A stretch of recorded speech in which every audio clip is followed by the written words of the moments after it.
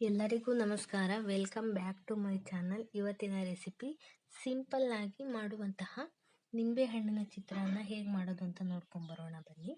ಮೊದಲಿಗೆ ಒಂದು ಬಾಣಲೆಯಲ್ಲಿ ಎಣ್ಣೆಯನ್ನು ಹಾಕಿ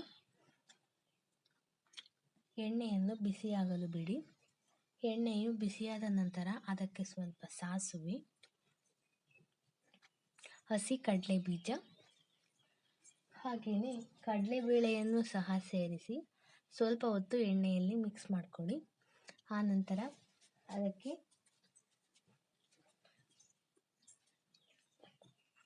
ಬೆಳ್ಳುಳ್ಳಿಯನ್ನು ಸಹ ಸೇರಿಸಿಕೊಂಡು ಉದ್ದುದ್ದಕ್ಕೆ ಕಟ್ ಮಾಡಿಟ್ಕೊಂಡಿರುವಂತಹ ಹಸಿರು ಮೆಣಸಿನಕಾಯಿ ಹಾಗೆಯೇ ಕರಿಬೇವು, ಕಟ್ ಮಾಡಿಟ್ಕೊಂಡಿರುವಂತಹ ಈರುಳ್ಳಿಯನ್ನು ಸೇರಿಸಿ ಎಣ್ಣೆಯಲ್ಲಿ ಕೆಂಪಗಾಗುವ ತನಕ ಮೀಡಿಯಂ ಫ್ಲೇಮ್ನಲ್ಲಿ ಮಿಕ್ಸ್ ಮಾಡ್ಕೊಳ್ಳಿ. ಜಾಸ್ತಿ ಕಪ್ಪಗಾಗುವ ತನಕ ಮಿಕ್ಸ್ ಮಾಡ್ಕೋಬೇಡಿ, ನೋಡಿಕೊಂಡು ಮಿಕ್ಸ್ ಮಾಡ್ಕೊಳ್ಳಿ.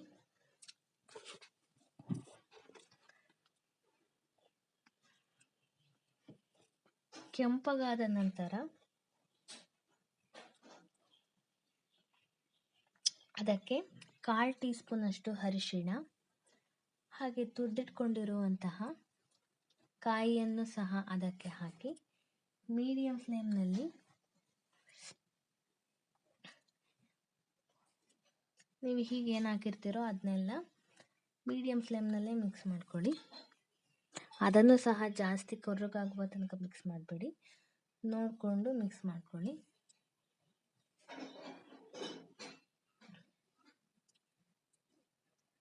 ಮಿಕ್ಸ್ ಆದ ನಂತರ ಆ ಒಗ್ಗರಣೆಗೆ ರುಚಿಗೆ ತಕ್ಕಷ್ಟು ಉಪ್ಪನ್ನು ಸೇರಿಸಿ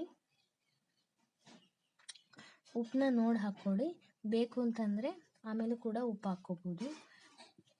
ಆನಂತರ ಮೊದಲೇ ಮಾಡಿಟ್ಕೊಂಡಿರುವಂಥ ಉದ್ರುದ್ರಾಗಿ ಮಾಡಿಟ್ಕೋಬೇಕು ಅನ್ನನ.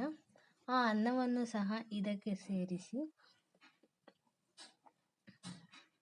ಗ್ಯಾಸ್ ಸ್ಟವ್ ಆನಲ್ಲಿರಂಗಿಲ್ಲ, ಕೆಳಗೆ ತಕ್ಕೊಂಡು ಅನ್ನನ ನೀವು ಅದಕ್ಕೆ ಹಾಕಿ ಒಗ್ಗರಣೆಗೆ ಅನ್ನ ಮತ್ತು ಒಗ್ಗರಣೆ ಎರಡನ್ನೂ ಸಹ ಚೆನ್ನಾಗಿ ಮಿಕ್ಸ್ ಮಾಡ್ಕೊಳ್ಳಿ.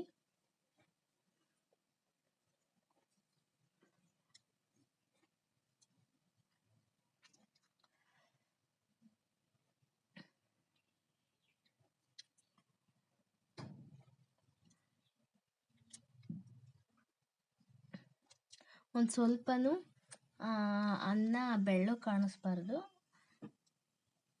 ಆ ಥರ ಪೂರ್ತಿ ಒಗ್ಗರಣೆನೇ ಅದರೊಳಗೆ ಕಾಣಿಸ್ಬೇಕು. ಆ ಥರ ಮಿಕ್ಸ್ ಮಾಡ್ಕೊಳ್ಳಿ.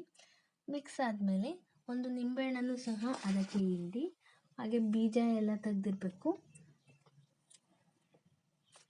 ರಸ ಮಾತ್ರ ಅದಕ್ಕೆ ಹಿಂಡ್ಬಿಟ್ಟು ಬಿಡಿ.